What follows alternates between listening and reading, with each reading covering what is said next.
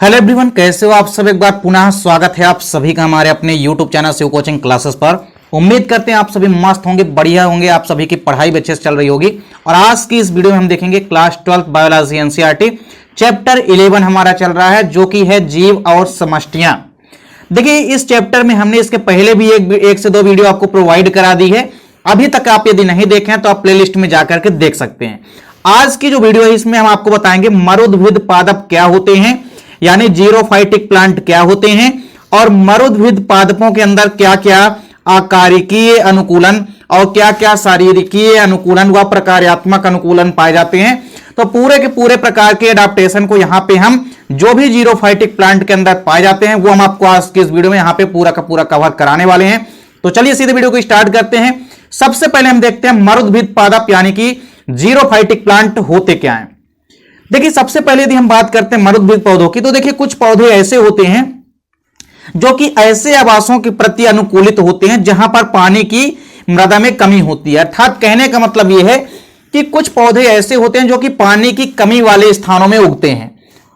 इन्हीं पौधों को हम कहते हैं जीरोफाइटिक प्लांट या मरुद्भिद पादप। यानी जहां पानी की कमी होती है, ऐसे स्थान जहां पे पानी की ज्यादा कमी होती है, वहां पर जो पौधे उगते हैं या वहां पर पाए जाने वाले पौधों को हम कहते हैं जीरोफाइटिक प्लांट या मरुद्भिद पादप।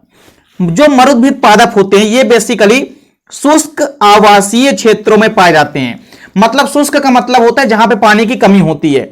अतः इसी कारण से हम जो मरुद्भिद पादप होते हैं इन्हें हम शुष्क आवासीय क्षेत्रों में पाए जाने वाले पादप भी कहते हैं।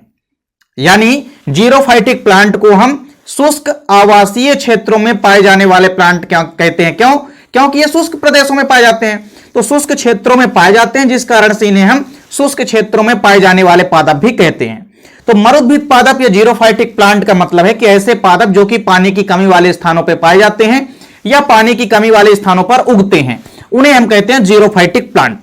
अब बात करते हैं जीरोफाइटिक प्लांट के अंदर कई प्रकार से ऐसे अनुकूलन पाए जाते हैं जो कि उसको वातावरण के अनुसार या वातावरण के अनुकूल ढाल लेने की क्षमता प्रोवाइड करते हैं। यानी पौधा अगर विषम परिस्थितियों में भी खड़ा है तो उसके पीछे कई सारे ऐसे प्रकार्यात्मक अनुकूलन होते हैं, कई सारे शारीरिकीय अनुकूलन होते हैं, जिसकी बदौलत प्रतिकूल परिस्थितियों में भी जीरोफाइटिक प्लांट खड़े रहते हैं। यानी कम पानी में भी ये अपने आप को जीवित खड़ा रख पाते हैं। तो इसके पीछे कई सारे ऐसे एडाप्टेशन या अनुकूलन शामिल हैं जिसके कारणों से ही ये पौधे कम पानी में भी उग जाते हैं। तो चलिए सबसे पहले यदि हम बात करते हैं मरुद्भिद पादपों में अनुकूलन की, तो देखिए इनमें आकारिकीय अनुकूलन पाया जाता है। तो आकारिकीय मतलब मार्फोलॉजिकली एडाप्टेशन। कोई भी आकारिकी का मतलब होता है बाह्य रंग रूप। किसी भी प्लांट की अगर आप बाह्य रंग रूप की बात करते हैं तो वो उसकी मार्फोलॉजी या आकारिकी कहलाती है। वहीं यदि हम किसी प्लांट की एनाटॉमी या किसी प्लांट की यदि हम आंतरिक संरचना की अध्ययन करते हैं, या एनाटॉमी का मतलब ही होता है कि आंतरिक संरचना मतलब शरीर की, तो किसी भी प्लांट के अगर आंतरिक संरचना की हम स्टडी करते हैं या अध्ययन करते हैं तो उसे हम कहते हैं एनाटॉमी या शरीर की। तो सबसे पहले यहां पे हम आकारिकीय अनुकूलन देखेंगे। आकारिकीय का मतलब होता है जिसको हम सामने से देख करके, किसी प्लांट को हम देख करके उसके बारे में लक्षणों को डिफाइन करते हैं, वो है उसका आकारिकीय लक्षण। तो आकारिकीय अनुकूलन का मतलब है जैसे जड़ हो गया, तना हो गया, पत्ती हो गए, इनको देखेंगे, इनको हम आसानी से देख सकते हैं, इनके रंग रूप स्वभाव को हम आसानी से देख सकते हैं। तो इनमें क्या क्या अनुकूलन पाए जाते हैं। तो आकारिकीय अनुकूलन में सबसे पहले हम देखेंगे जड़ों में अनुकूलन, फिर इसके बाद देखेंगे तनों में अनुकूलन, फिर पत्तियों में अनुकूलन। सबसे पहले देखिए जड़ों में अनुकूलन है।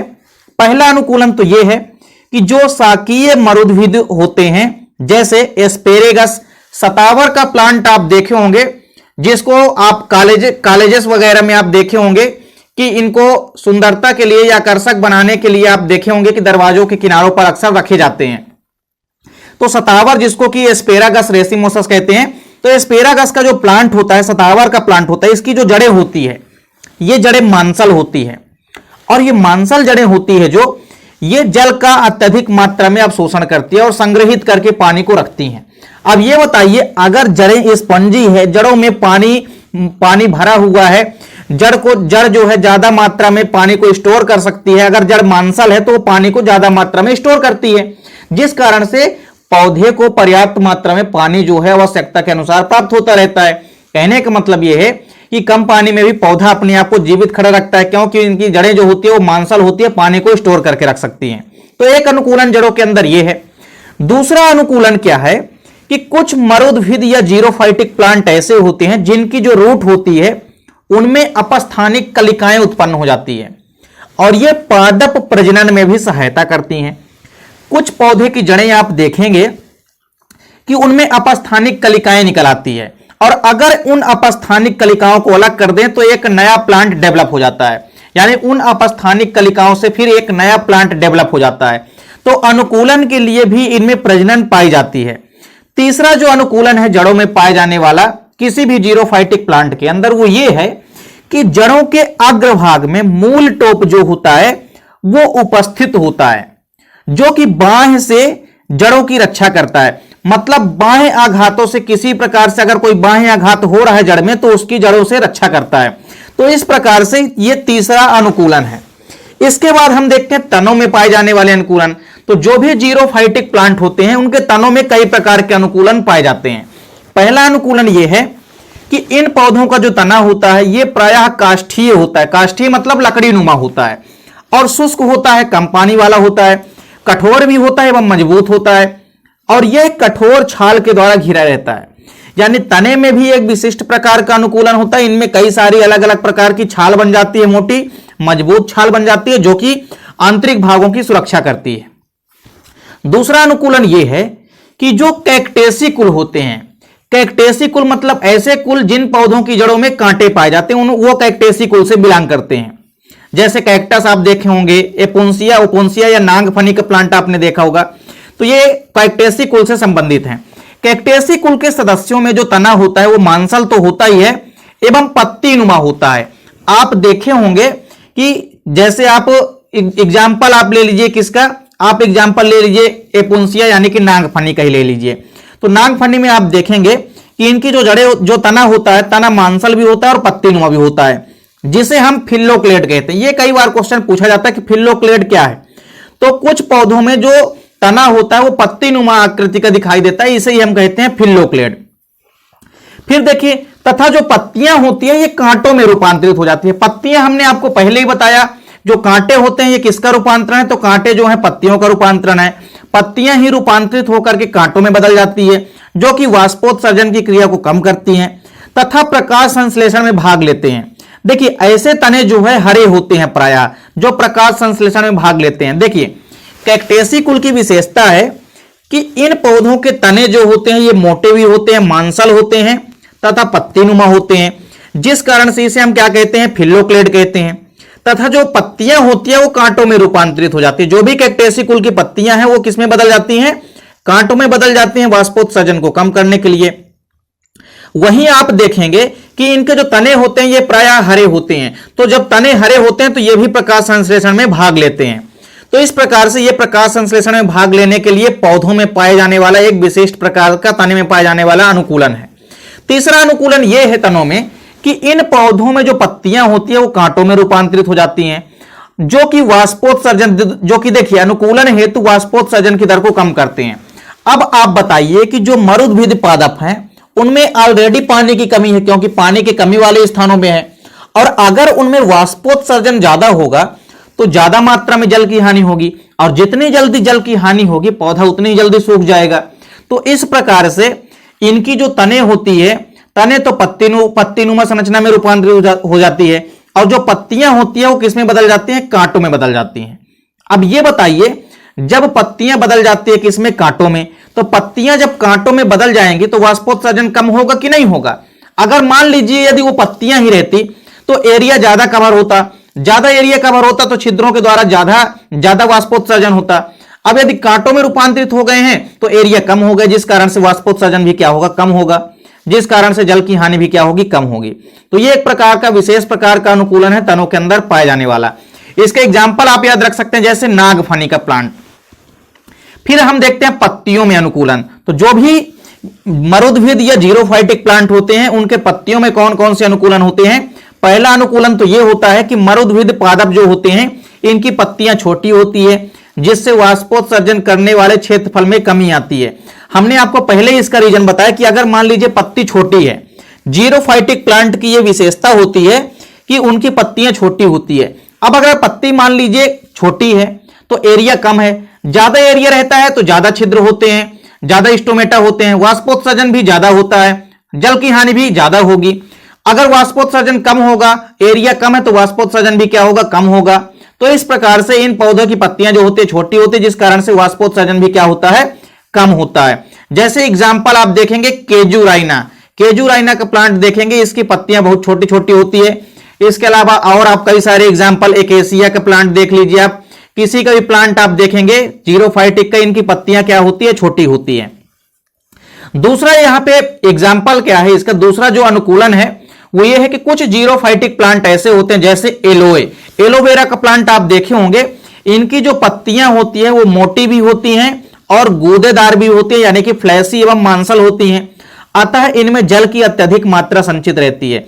मतलब जीरोफाइटिक प्लांट की कुछ पत्तियां भी मांसल होती हैं जो कि पानी को ज्यादा मात्रा में स्टोर करके रखती हैं, क्योंकि इनकी पत्तियां मांसल होती हैं, पानी को ज्यादा मात्रा में स्टोर करके रखती हैं। पानी ज्यादा मात्रा में स्टोर करके रखेंगे तो ज्यादा समय तक पौधा जो है जीवित खड़ा रहेगा।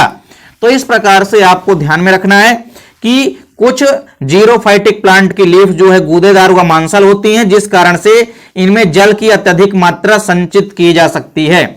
अगला इंपॉर्टेंट अनुकूलन क्या है कि जो नागफनी है एवं इसके अलावा एस्पेरागस में पत्तियां कांटों में रूपांतरित हो जाती है और वाष्पोत्सर्जन को कम करती हैं। तो यह भी एक विशिष्ट प्रकार का अनुकूलन है। अब इसके बाद देखिए शारीरिकीय अनुकूलन। शारीरिकीय अनुकूलन मतलब आंतरिक संरचना जो भी है जीरोफाइटिक प्लांट की, उनमें कौन कौन से अनुकूलन है। पहला अनुकूलन यह है कि इन पौधों के तनों एवं पत्तियों की जो बाह्य त्वचा होती है, यानी जो एपिडर्मिस होती है, उसके ऊपर एक मोटी उपत्वचा पाई जाती है। तो इन पौधों के तनों एवं पत्तियों की उपत्वचा के ऊपर एक मोटी उपत्वचा पाई जाती है। यानी कहने का मतलब यह है कि जो तने एवं पत्ती होते हैं उनमें एपिडर्मिस यानी कि बाह्य त्वचा तो पाई ही जाती है, साथ ही साथ उसके ऊपर एक और मोटी उपत्वचा भी पाई जाती है, जो कि एक प्रकार का अनुकूलन है। फिर इसके बाद दूसरा इंपॉर्टेंट शारीरिकी अनुकूलन क्या है कि जो बाह्य त्वचा या एपिडर्मिस होती है उनकी भित्तियों का मोटा होना। इनकी भित्तियां भी प्रायः मोटी होती है, इससे वाष्पोत्सर्जन की दर भी क्या होती है, कम होती है। भित्ति जितनी ही ज्यादा मोटी होगी वाष्पोत्सर्जन उतना ही ज्यादा होता है, उतना ही कम होगा, और भित्ति जितनी ही पतली होगी वाष्पोत्सर्जन उतना ज्यादा होगा। तो जीरोफाइटिक प्लांट की जो भित्तियां होती है एपिडर्मिस की, वो क्या होती है, मोटी होती है, जिस कारण से वाष्पोत्सर्जन की दर क्या होती है, कम होती है। तीसरा अनुकूलन यह है कि इन पौधों में रंध्रों की संख्या जो होती है वो क्या होती है, कम होती है, तथा ये पत्ती की निचली सतह पर पाए जाते हैं। यानी जो जीरोफाइटिक प्लांट होते हैं उनमें रंध्रों की संख्या कम होगी। अब ये बताइए, जब रंध्रों की संख्या कम होगी तो वाष्पोत्सर्जन भी क्या होगा, कम होगा। और जो रंध्र होते हैं ये पत्ती की निचली सतह पे पाए जाते हैं, ये भी आपको ध्यान में रखना है। फिर इसके बाद जो अगली इंपॉर्टेंट है वो ये है कि इन पौधों के तनों में धसे हुए रंध्र पाए जाते हैं, सिनकिन स्टोमेटा पाए जाते हैं। सबसे इंपॉर्टेंट विशेषता है जीरोफाइटिक प्लांट की। आपके एग्जाम में कई बार यह क्वेश्चन पूछा जाता है कि किन पौधों के तनों में धसे हुए रंध्र पाए जाते हैं। तो आपको याद रखना है कि जीरोफाइटिक प्लांट में धसे हुए रंध्र पाए जाते हैं, यानी जो सिनकिन स्टोमेटा है। स्टोमेटा कैसे होते हैं, धसे हुए पाए जाते हैं। तो धसे हुए रंध्र पाए जाते हैं किसमें, जीरोफाइटिक प्लांट में, जो कि वाष्पोत्सर्जन को क्या करते हैं, कम करते हैं। अगर रंध्र धसे हुए रहते हैं तो वाष्पोत्सर्जन की दर को भी क्या करते हैं, कम करते हैं। तो यह भी आपको ध्यान में रखना है। इसके बाद कुछ प्रकार्यात्मक अनुकूलन है जो कि आपको याद रखना है। पहला प्रकार्यात्मक अनुकूलन क्या है, उच्च परासरण दाब के कारण ये पौधे यानी जो जीरोफाइटिक प्लांट होते हैं इनमें ओस्मोसिस प्रेशर या परासरण दाब क्या होता है, उच्च होता है, जिस कारण से निर्जलीकरण का सामना करने में सक्षम होते हैं। अगर पानी की मान लीजिए कमी है तो उस कमी का भी सामना करने में सक्षम होते हैं जीरोफाइटिक प्लांट। क्यों, क्योंकि इनका ओस्मोसिस प्रेशर क्या होता है, ओस्मोसिस प्रेशर बहुत ज्यादा होता है, उच्च होता है। तो उच्च परासरण दाब के कारण आपको याद रखना है कि ये पौधे निर्जलीकरण का सामना करने में सक्षम होते हैं। फिर नागफनी एवं अन्य पौधों के जो रंध्र होते हैं ये रात्रि के समय खुलते हैं। जो जीरोफाइटिक प्लांट होते हैं या कटीले नुमा जो प्लांट होते हैं उनमें हम आपको बता दें कि रंध्र कब खुलते हैं, रात्रि के समय खुलते हैं। अतः दिन के समय रंध्र बंद होने से वाष्पोत्सर्जन की दर भी क्या हो जाती है, कम हो जाती है, और पौधों में जल की हानि भी क्या होगी, कम होगी। तो स्वाभाविक सी बात है कि अगर रंध्र दिन के समय खुले रहेंगे तो दिन के समय धूप होती है, वाष्पोत्सर्जन तीव्र गति से होगा, और अगर रात्रि के समय रंध्र खुलते हैं तो रात्रि के समय वाष्पोत्सर्जन कम होता है, जिस कारण से जल की हानि भी वाष्पोत्सर्जन के माध्यम से कम होती है। तो इस प्रकार से लंबे समय तक कम पानी में भी जीरोफाइटिक प्लांट अपने आप को खड़े रखते हैं। इसके बाद तीसरी इंपॉर्टेंट अनुकूलन, प्रकार्यात्मक अनुकूलन क्या है कि इन पौधों में कोशिका द्रव्य की जो सांद्रता होती है, कंसंट्रेशन ऑफ साइटोप्लाज्मिक लिक्विड जो होता है वो क्या होता है, काफी अधिक होता है। तो इन पौधों में कोशिका द्रव्य की सांद्रता काफी अधिक होती है, जिसके कारण परासरण दाब भी क्या होता है, बहुत अधिक होता है। और जब परासरण दाब अधिक होता है तो वाष्पोत्सर्जन दर में क्या आती है, कमी आती है। और जब वाष्पोत्सर्जन दर कम होगा तो पानी की कमी भी कम होगी, पानी की हानि भी क्या होगी, कम होगी, जिस कारण से पौधा लंबे समय तक अपने आप को जीवित खड़ा रख सकेगा। तो इस प्रकार से यहां पे आपने देखा कि जीरोफाइटिक प्लांट क्या है। जीरोफाइटिक प्लांट के अंतर्गत कितने इंपोर्टेंट अनुकूलन या एडाप्टेशन पाए जाते हैं, उनमें से प्रमुख आकार की अनुकूलन, शारीरिकी अनुकूलन और प्रकार्यात्मक अनुकूलन। पेपर में कोई ना कोई अनुकूलन कभी कभी आपसे पूछ लिया जाता है। तो उम्मीद करता हूं वीडियो पसंद आई होगी। वीडियो अच्छी लगे तो लाइक कमेंट जरूर कीजिए, साथ ही साथ दोस्तों के बीच ज्यादा से ज्यादा वीडियो को शेयर कीजिए। चैनल पे आप यदि नए हैं तो चैनल को सब्सक्राइब जरूर कर लें, साथ ही साथ बेल आइकन प्रेस कर लीजिए ताकि वीडियो की नोटिफिकेशन आपको मिलती रहे। मिलते हैं नेक्स्ट वीडियो में, तब तक के लिए जय हिंद, वंदे मातरम।